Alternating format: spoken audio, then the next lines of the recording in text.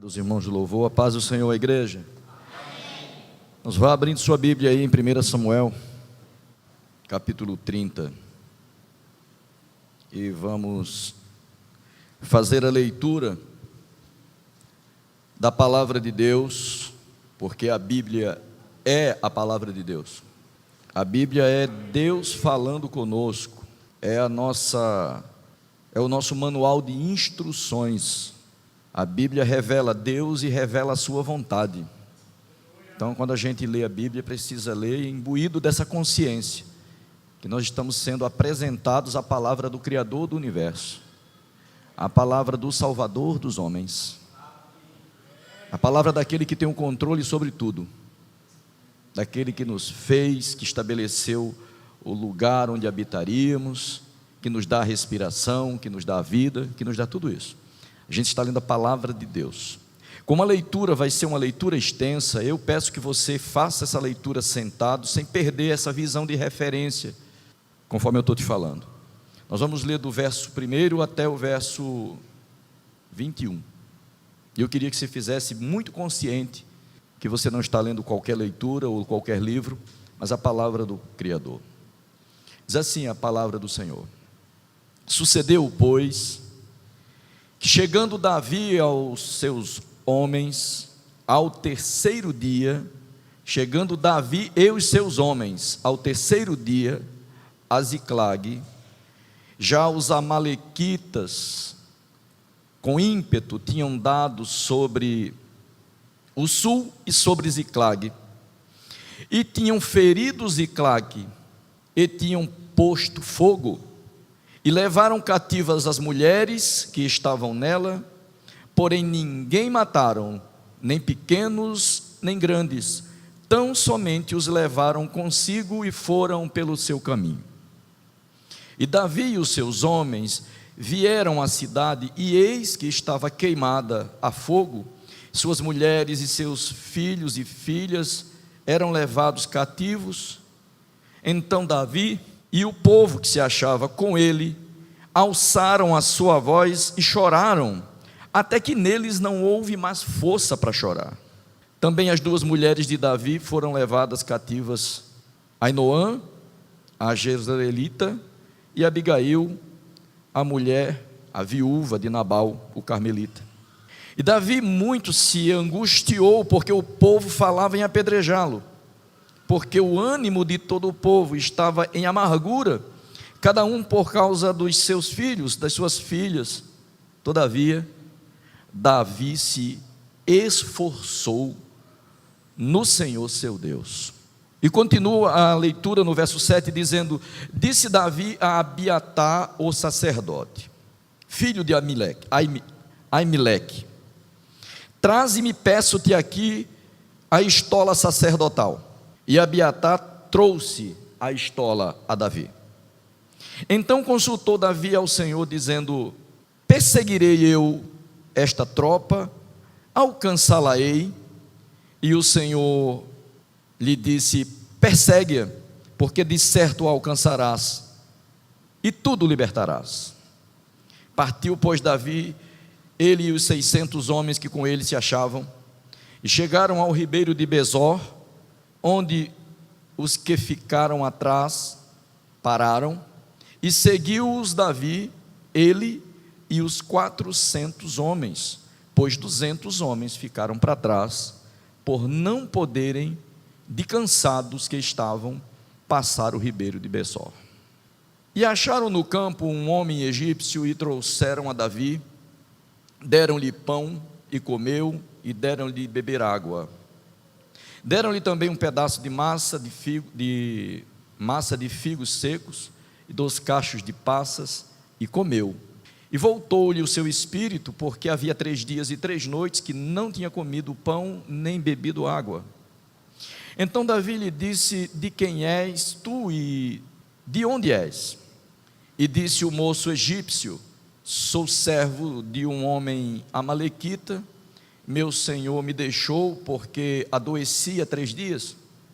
Nós demos com ímpeto para a banda do sul, dos querititas, e para a banda de Judá, e para a banda do sul, de Calebe e pusemos fogo em Ziclague.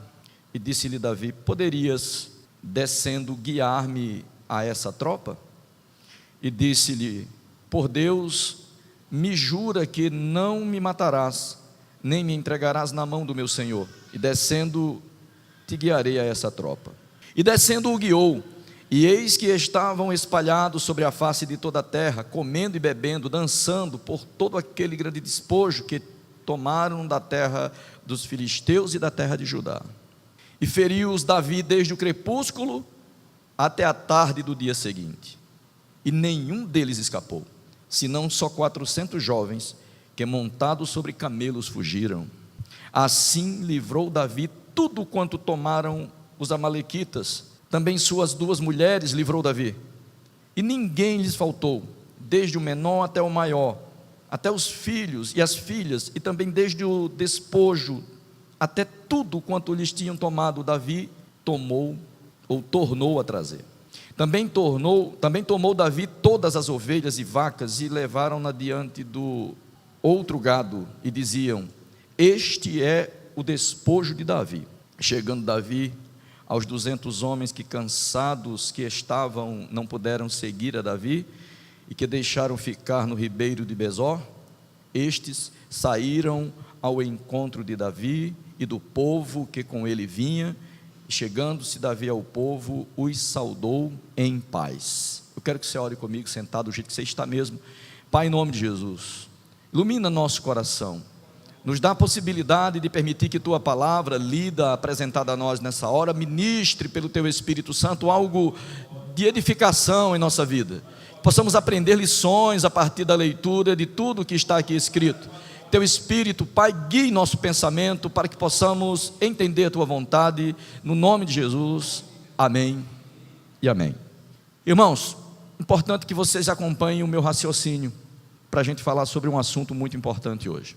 Se a gente quiser dar um título para essa mensagem, eu chamaria essa mensagem de Lutando pela Minha Família, e eu acho que é um pensamento muito atual, já que as nossas famílias têm sido alvo de tanto bombardeio, de tanta investida, de tanta pressão do inimigo para escravizá-los.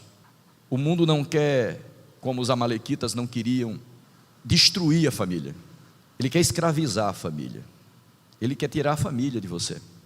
Ele quer tirar, e ele faz isso muitas vezes sem fazer o que fizeram os amalequitas com a família de Davi e dos seus 600 homens.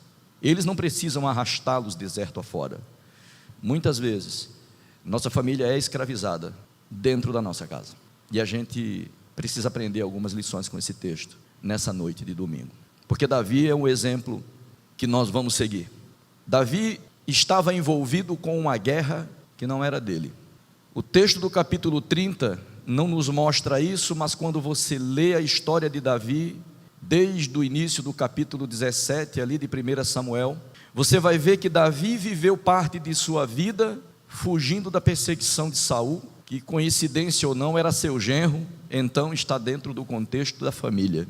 Davi viveu parte da sua vida fugindo, porque Saul dedicou boa parte, talvez 1/3 ou 1/4 do seu reino, a perseguir Davi, para destruir Davi. E Davi passou mais de 10 anos se escondendo da perseguição de Saul, que era seu sogro, tentando se esconder, tentando fugir.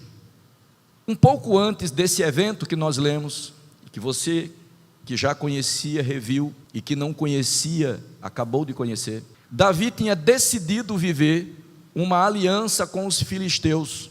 Os filisteus eram na época os maiores inimigos de Israel. Os filisteus, inclusive, era a nação da qual Golias pertencia e que Davi tinha matado. Então as guerras de Israel contra os filisteus eram históricas e frequentes. E Davi resolve, para fugir da perseguição de Saul, resolveu se abrigar na terra dos filisteus, e fez isso. Ele tentou uma vez e não deu certo, porque as pessoas que estavam vendo Davi se aproximar dos filisteus para tentar abrigo na terra do inimigo, reconheceram Davi e disseram: esse não é aquele de quem cantam, dizendo que Saul matou milhares e Davi matou 10 milhares, que Deus é com ele e que ele dá a vitória ao povo de Israel. Davi se fez de louco e escapou, talvez, naquela primeira tentativa. Mas da segunda tentativa, Davi conseguiu abrigo entre os filisteus e virou com seus 600 homens a guarda pessoal do rei dos filisteus. Davi compunha a guarda pessoal do rei. E viveu mais ou menos 1 ano e 4 meses, sendo Davi, que nós conhecemos como homem segundo o coração de Deus, o guarda com sua equipe da vida do maior inimigo na época do povo de Deus. A gente normalmente não faz nenhum juízo de valor sobre as condutas de homens que a Bíblia nos mostra como uma referência a ser seguida, e Davi é uma referência a ser seguida. Mas houveram atitudes de Davi que nós vemos registradas na Bíblia que não são exemplos para ser seguido. O exemplo que a gente vê com mais nitidez é ele ter decidido tomar a esposa de um dos seus soldados, matar um soldado para ficar com ela. Essa atitude de Davi se tornar guarda pessoal dos filisteus era uma luta dele para preservar a sua vida, e nós, com uma visão, digamos, religiosa, uma visão mais espiritualizada, diríamos: Deus abriu caminho para que os filisteus acolhessem Davi e tornasse ele um homem de confiança com toda a sua guarda, e ele viveu esses 1 ano e 4 meses porque Deus permitiu. Sem querer entrar num confronto ou num debate sobre esse assunto, eu só queria dizer uma coisa a partir dessa visão. Em certo momento, que Davi era guarda pessoal do rei, os filisteus entraram em guerra contra Israel. E isso aconteceu um pouco antes desse evento. Os filisteus acamparam para a guerra. Um grande e numeroso exército. O rei dos filisteus se aproxima desse acampamento, do arraial deles, com a sua guarda pessoal, que continha Davi como líder, e mais 600 homens de Israel. E ele para no acampamento e planeja que os filisteus atacariam Israel. Do outro lado, no país de Davi, estava o rei Saul, apreensivo, atemorizado, porque olhou aquele exército numeroso, talvez nem sabendo que Davi compunha aquele exército, e temeu uma derrota contra os filisteus, que de fato ocorreu nessa batalha. Mas eu quero que a gente volte para a história de Davi. Davi estava dentro do exército dos filisteus, com seus 600 homens, homens que compunham um pelotão especial. Se a gente que conhece a estrutura de, digamos assim, de conflitos do tempo atual, era uma tropa de operações especiais, 600 homens eficientes no combate. Davi estava com esses 600 homens prontos para entrar em guerra contra Israel do lado dos filisteus.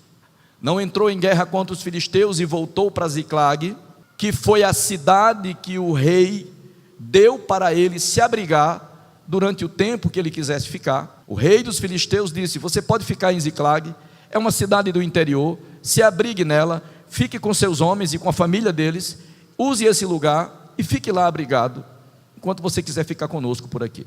Davi deixou sua família, os homens deixaram sua família e foram para a batalha com os filisteus, mas os filisteus não confiaram em Davi e sua tropa lutar com eles contra Israel. E os governadores dos filisteus chegaram para o rei e disseram: nós não queremos que esse homem entre na batalha conosco, porque pode ser que em algum momento da guerra ele resolva se virar contra nós e nós seremos derrotados. Então os homens que eram os chefes do exército dos filisteus, do rei Aquis, que era o rei dos filisteus, disseram: nós não concordamos que nessa guerra contra Israel tenhamos Davi do nosso lado. Nós preferimos que ele não vá para a guerra conosco, mesmo que os seus 600 homens sejam um reforço para a nossa vitória. E esse desacordo entre a liderança do exército dos filisteus fez com que o rei Aquis dissesse para Davi: amanhã pela manhã volta para a tua casa, porque os homens que estão comigo não querem você lutando essa guerra do nosso lado. Eles não confiam em você, embora eu confie, disse o rei Aquis. Então, Davi volta para Ziclag. E quando ele volta para Ziclag, o texto que nós lemos diz: 3 dias depois. Foram 3 dias de viagem entre o lugar que ele estava e a cidade onde a sua família estava. 3 dias depois de sair do arraial dos filisteus, de uma guerra que não era sua, de um conflito que ele não devia se envolver, ele encontra a sua família, ou ele encontra a sua casa destruída e a sua família escravizada, seus 600 homens também. A cidade que era seu abrigo, a sua família. O que Davi esperava encontrar quando chegasse em casa, o que Davi esperava receber quando chegasse em casa, era um abraço duplo, né? Porque ele tinha 2 esposas. Era um abraço duplo das suas 2 mulheres, era o acolhimento dos seus filhos e filhas. Mas certamente Davi deve ter, na chegada, já visto uma cena de destruição. E Davi chega e encontra a sua cidade queimada, sua casa queimada, seu refúgio queimado, e a sua família levada como escravo. E aí a gente precisa dar atenção a algumas coisas que tem no texto. Primeira lição que eu quero que você guarde: não entre em guerra que não seja sua. Existem guerras que nós não precisamos entrar. Existem lutas que não são nossas, porque às vezes a gente está gastando nossa energia na guerra dos outros e está deixando vulnerável a nossa casa. Irmãos, conseguem entender, sim ou não? A gente está entrando em guerra que não é nossa, em luta que não é nossa, em conflito que não é nosso, e está esquecendo que tem pessoas do nosso lado que estão ficando desprotegidas.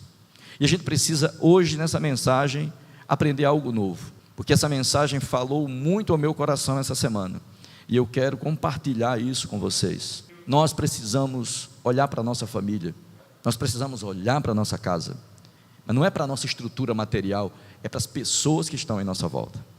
A Bíblia diz, o texto diz assim: levaram cativa as mulheres que estavam nela, não mataram ninguém. Aí diz o verso 3: Davi e seus homens vieram à cidade, e estava queimada ao fogo e as mulheres. 2 vezes o texto diz isso. A primeira vez que o texto diz é narração da história. Levaram as mulheres, levaram as crianças, pequenos e grandes, escravizaram e seguiram seu caminho. Essa foi a narrativa do texto. O verso seguinte diz: Davi e seus homens vieram à cidade. Isso dá outra visão, e a palavra dita é a mesma: levaram as mulheres, queimaram a cidade e levaram cativo. Os 2 textos dizem a mesma coisa, mas o segundo nos ensina alguma coisa. O segundo é a visão que Davi teve, o primeiro é só a narrativa do fato. Quando Davi chegou, Davi viu aquela situação. Davi deve ter pensado que ter se afastado e deixado sua casa desprotegida talvez não tenha sido a melhor escolha, mas isso só foi notado por Davi muito tarde, depois que a sua família tinha sido levada cativa, depois que a sua casa tinha sido queimada, depois que tudo estava destruído na sua cidade. E o que é que resta nessa hora? A Bíblia diz que Davi e o povo choravam, e eu fico imaginando que choro agonizante deve ser esse, porque a Bíblia diz que eles choraram em voz alta até que não havia mais força para chorarem. Você consegue entender o que ocorreu? Tenta pensar nessa cena. Davi e todos aqueles homens rústicos, homens de guerra, não eram mulheres e crianças, queridos, que estavam ali mais. As mulheres, as crianças tinham sido levadas, quem estava ali eram homens rústicos, homens acostumados a matar, acostumados a destruir, acostumados a vencer. Mas eles olharam a sua casa destruída, e o pensamento de seus filhos e suas esposas escravas na mão de outras pessoas, levou o sentimento deles a criar esse cenário de sofrimento, de agonia, de um choro durante um tempo, até as forças se esvaírem. Todos choraram.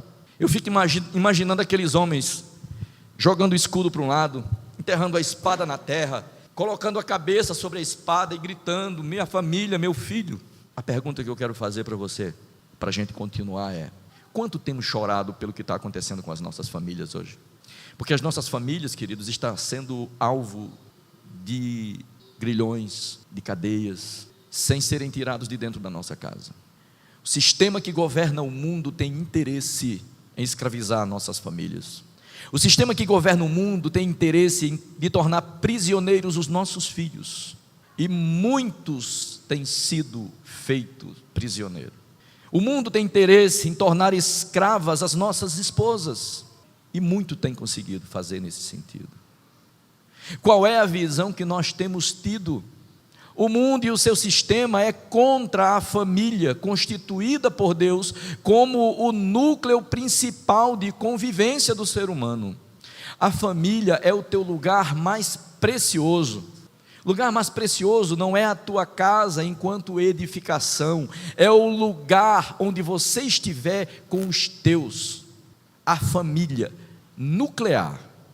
Eu não estou falando do parentesco, porque pai e mãe vira parente quando a gente se casa. Você sabe disso ou não?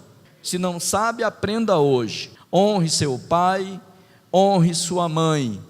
mas a sua família é sua esposa e seus filhos. Sua família é seu esposo e seus filhos, quando se trata da mulher. Essa é a sua família. O resto é parente, que você tem que honrar, respeitar, conviver, mas a tua família é esse núcleo criado por Deus. Deixará o homem, seu pai e sua mãe, e se unirá à mulher, e serão ambos uma só carne.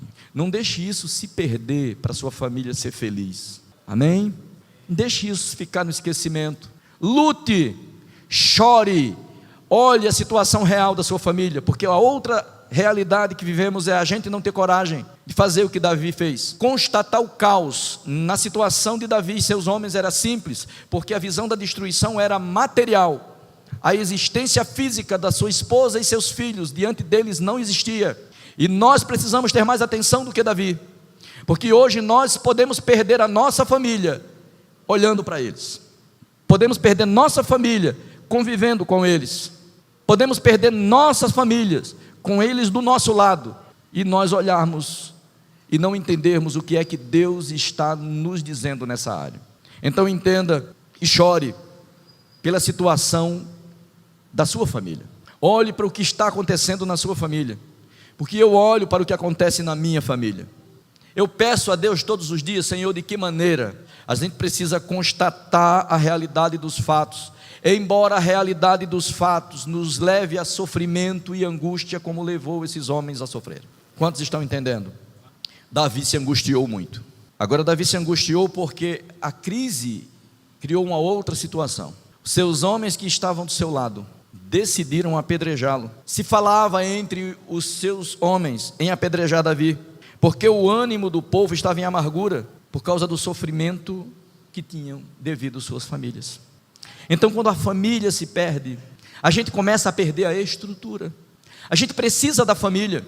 Veja o que a falta da família fez com esses homens que eram fiéis, leais a Davi. Quando Davi, em certa ocasião, suspirou, dizendo: quem dera eu beber água do tanque que está em Jerusalém. Os que conhecem a história sabem que alguns desses homens só viram ele suspirar e falar baixo e disseram assim: vamos buscar água, e foram, e trouxeram água, e disseram: a água que o senhor queria beber. Ele falou: não era para fazer isso, era só um desejo. Mas a lealdade daqueles homens era tão grande por Davi, que disseram: nós vamos buscar, e se arriscaram para trazer. Davi não bebeu aquela água, porque disse que custaria o sangue desses homens, e ele não ousou bebê-la. Mas esses homens leais agora pensavam em apedrejar Davi, e a razão era: foi tirado desses homens a estrutura que os amparava. A razão deles arriscarem a vida com Davi era voltar para casa e ter uma família para recarregar as energias. A família é o lugar onde a gente vive afeto com a maior intensidade.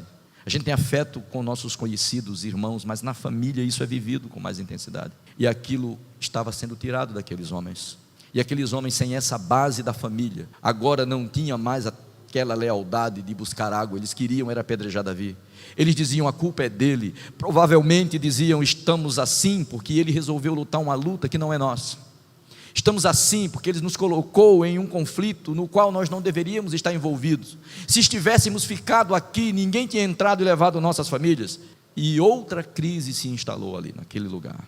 Mas Davi se esforçou. O texto diz: todavia, Davi se esforçou no Senhor seu Deus. Efésios capítulo 6, versículo 10 diz assim: fortalecei-vos no Senhor e na força do seu poder. Porque a nossa luta não é como a luta de Davi, irmãos, contra a carne e contra sangue. A nossa luta é contra os principados e potestades, contra as dominações do mal que reinam nesse mundo onde nós vivemos e operam de maneira invisível, mas afetam a nossa vida e a nossa família aqui na terra. E nós temos que ter a coragem e a visão de que a nossa força só vem de Deus. A crise que existe só tem um jeito de nós sairmos dela. Não é somente chorar, não é somente se angustiar, não é somente sofrer. É decidir saber onde nós apoiaremos os nossos pés e a nossa mente para avançar. Porque se Davi ficasse com os seus homens somente discutindo, se angustiando, olhando uns para os outros, lamentando-se, não haveria direção para uma solução para aquele problema. E eu quero dizer para você, nessa noite, nesse lugar, que há solução para as nossas crises. Amém? Há solução para os nossos problemas, se nós nos fortalecermos no Senhor e na força do seu poder. Porque nessas horas a gente tende a se esquecer que existe Deus. Nessas horas a gente tende a se esquecer que Deus é poderoso para fazer infinitamente mais do que pedimos ou pensamos.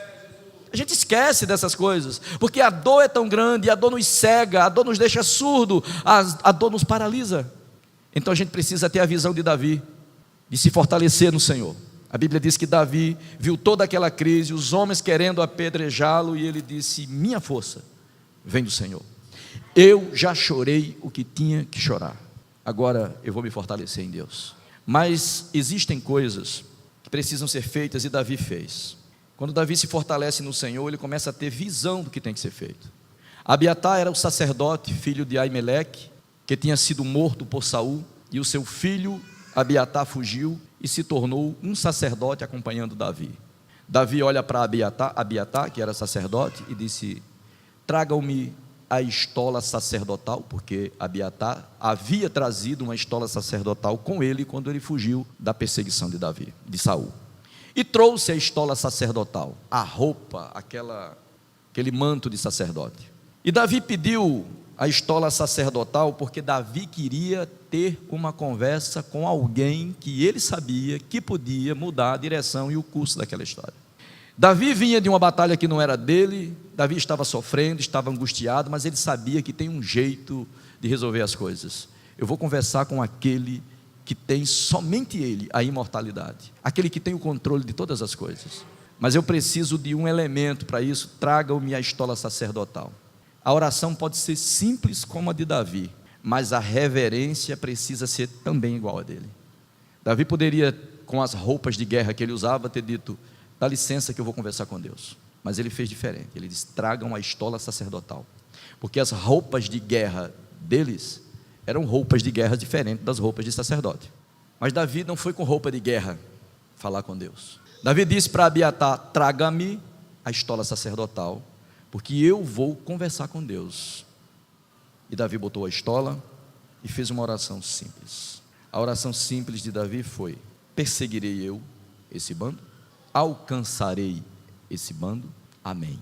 Olha que oração, né? A gente pensa que é a beleza da nossa oração que faz a gente ser ouvido, né? A gente vive às vezes, ou a gente vê, às vezes a gente vê as pessoas orando, aquelas orações tão eloquentes, né? Mas Davi não fez assim. Davi se arrumou, se colocou na posição de quem fala com Deus, botou a estola sacerdotal e falou simplesmente assim: Senhor, persigo esse bando, conseguirei alcançá-lo, fala comigo, ponto final e amém. Aí o Senhor responde: vai, persegue, você tem que agir. Preste atenção a uma coisa: ore, chore pela sua família quando for necessário, sofra por eles quando for necessário, se fortaleça em Deus, ore a Deus pela sua família, mas procure saber, quando você orar, o que é que você tem que fazer. Porque senão você fica só orando e dizendo: o Senhor vai agir na minha família, e coloca em Deus a responsabilidade daquilo que é você que tem que fazer. Porque tem coisas que é você que vai fazer, e a pergunta muitas vezes você tem que fazer para Deus é: Senhor, ajo ou não ajo agora? Persigo ou não persigo agora? Confronto ou não confronto agora? Que horas vai ser a hora de eu agir? Eu vou conseguir? Vai dar certo? Eu quero a tua direção para agir. Então não é somente orar, queridos e queridas, é orar para saber o que fazer, porque tem coisas que é você que vai fazer, e em busca da tua família, e em busca do que é importante para você, é uma atitude sua, é você que tem que ir ao combate. Você só tem que perguntar a Deus se é hora e se vai dar certo. A oração é para alinhar o que você vai fazer. Não dá para você orar e cruzar os braços esperando somente que Deus haja naquilo que Ele espera que você faça alguma coisa. Nós precisamos assumir a responsabilidade dentro da nossa família de fazer o que é necessário. Isso às vezes vai ter custos, vai nos fatigar, vai nos cansar, vai nos causar também sofrimento, mas nós precisamos agir. Consegue entender isso? Deus disse a Davi: vai, persegue, porque de certo alcançarás e de tudo libertarás. Partiu Davi e os seus 600 homens até o ribeiro de Besor, onde 200 não puderam prosseguir, de tão cansados que estavam. Eles não estavam cansados porque vinham de uma guerra, não, eles nem lutaram. Eles estavam cansados porque eles andaram 3 dias até chegar na cidade, e quando eles chegaram na cidade, viram tudo destruído, eles sofreram, se angustiaram, tiveram que se levantar e andar de maneira muito apressada, para alcançar essa tropa que estava fugindo do deserto adentro. Então o passo devia estar acelerado. 600 homens, Davi sai da cidade com esses 600 homens, mas 200 não conseguem atravessar o ribeiro, de tão cansado que estavam. Vocês viram a história? Esses homens ficaram para trás. Davi prosseguiu com 400 homens, e o verso 17 diz assim: feriu Davi desde o crepúsculo, ou do amanhecer do dia, até a tarde do dia seguinte. Foram 2 dias de batalha, 400 homens contra um exército de saqueadores, 2 dias de luta. Mas a Bíblia diz que não escapou ninguém, a não ser 400 jovens que fugiram de camelo. Assim livrou Davi tudo quanto tomaram os amalequitas, também suas mulheres livrou Davi. Ninguém, preste atenção, ninguém lhe faltou, desde o menor até o maior, até os filhos e as filhas, também desde o despojo até tudo quanto lhe tinha tomado, tudo Davi tornou a trazer. Eu não vou deixar nada nas mãos do inimigo, eu vou tomar tudo de volta que é meu. Você está entendendo? Nós precisamos ter essa visão de Davi. Deus, eu posso, eu devo, eu consigo. Se Deus disser que sim, e Deus diz que sim, porque Deus quer preservar a família. Não existe coisa mais triste do que a gente ver com quanta facilidade uma família se desfaz hoje. O inimigo agindo, escravizando, pessoas se divorciam, se separam, os relacionamentos são banalizados. É muito triste ver como a igreja não tem mais referência do que é certo. É muito triste ver como a igreja não tem mais a referência de qual é a vontade de Deus com relação à família. O que Deus quer com relação à família é que sejamos nós os responsáveis de lutar por ela, de buscar a Deus por ela, de valorizar a nossa família. Nada vai ficar na mão do inimigo. Davi não deixou nada na mão do inimigo, tudo, quando Deus diz vai, porque você vai conseguir, tudo que o inimigo tirou de Davi e dos seus homens foi recuperado. Não deixe nada, irmão, na mão do inimigo, nada. Ele não tem direito à tua família. A Bíblia diz que quando eles chegaram, viu uma festa, eles dançavam, zombavam do que tinha acontecido, festejavam, achando que aquilo, tudo que eles tinham conseguido era uma vitória para eles. Tudo que eles levaram, Davi recuperou, e até os despojos que eles tinham de outros lugares, também foi levado como lucro, o que eles chamaram de o despojo de Davi. Mas você precisa ter essa visão de tudo que nós estamos hoje sendo ministrados por essa palavra. Chore pela família, ore pela família, mas lute pela família, mas lute mesmo. E lutar não é uma coisa fácil, não, é para lutar mesmo, é para ir de frente para o inimigo, que a gente às vezes fica inseguro de enfrentar as guerras de hoje, porque nas guerras que nós lutamos hoje contra a nossa família, são coisas que nem temos a percepção de que está tudo errado. Muitos de nós acham que aquilo tudo é normal. Famílias estão se desestruturando juntas no mesmo lugar. Pessoas que moram debaixo do mesmo telhado não se comportam como família. Cada um vive a vida que quer viver. Isso não é família. A família não é só o rótulo que nos vincula pelo parentesco. É uma decisão de amar, de honrar, de respeitar. Isso é família. A gente tem que lutar para isso ser cultivado dentro da nossa família. A gente tem que escolher fazer isso. Tem que decidir fazer. É decisão. E às vezes muitos de nós crentes vamos sendo fragilizados porque a gente não ouve, ou quando ouve não dá atenção devida às coisas que são pilares que sustentam a nossa família. E a gente vai deixando isso passar de maneira que o inimigo vai ganhando espaço e vai colocando as correntes, vai colocando as amarras, e quando a gente menos espera, a luta precisa ser travada com mais intensidade para nós recuperarmos. Mas nós não vamos abrir mão da nossa família. Eu quero conclamar você hoje, no nome de Jesus, a ter a visão que Davi teve. Não vai ficar nada para trás. Eu sei que você ora, eu sei que você tem intimidade com Deus. Eu só quero que você converse mais com Deus sobre sua família. ore mais pela sua família, lute mais pela sua família. Essa é a mensagem que eu queria compartilhar com você nessa noite. E para encerrar de fato esse pensamento, eu quero que você tenha a seguinte visão: nem todos têm a mesma estrutura. E eu quero também falar sobre isso para encerrar. Nós às vezes construímos a expectativa que as coisas sejam do jeito que a gente quer, mas nem todo mundo tem a mesma força, nem todo mundo tem a mesma estrutura, nem mental, nem física, nem espiritual. E quando a gente aprende a respeitar isso, a gente vai agir diferente dos 400 homens de Davi. Os 400 homens que foram à guerra contra os amalequitas e venceram, trouxeram os despojos de volta. Nós terminamos o texto quando a Bíblia diz que os 200 que ficaram foram ao encontro de Davi e o receberam em paz. Só que essa paz só durou até os outros homens que estavam entre os 400 começarem a achar injusto que os 400 fossem para a guerra, lutassem, vencessem, se arriscassem e trouxesse despojo que ia ser dividido com os outros que não tinham lutado. E disseram para Davi que não é justo que esses que não foram lutar conosco receba nem os seus bens de volta, somente as famílias. Disseram a Davi: somente as famílias, eles só têm direito aos filhos e às esposas, e eles reconstroem a vida do jeito que eles quiserem. Davi disse: não será assim, não será assim. Todos os que lutaram e todos os que ficaram terão direito à mesma porção do despojo e dos seus bens. Davi sabia entender e não criar expectativas além da possibilidade que as pessoas têm. Davi entendeu que 200 homens não foram, não era porque não queriam, é porque não tinham estrutura física para continuar. Então preste atenção também para você não construir expectativas e fazer exigências das pessoas que estão na sua família maiores do que eles podem suportar. Porque às vezes você faz exigências maiores do que a capacidade das pessoas, e por causa da pessoa não corresponder às tuas expectativas, você tende a penalizar as pessoas. Respeite os limites que cada um tem, porque a família é um lugar de diversidade e ninguém será igual. Lute pela sua família, ore pela sua família, chore pela sua família, mas respeite as diferenças que existem na sua família. Amém? Deus abençoe você. Deus te dê uma semana de paz e que essa palavra possa ministrar dentro do teu coração algo importante. Que o Senhor possa te ensinar que o bem mais precioso que nós temos aqui na terra é a família.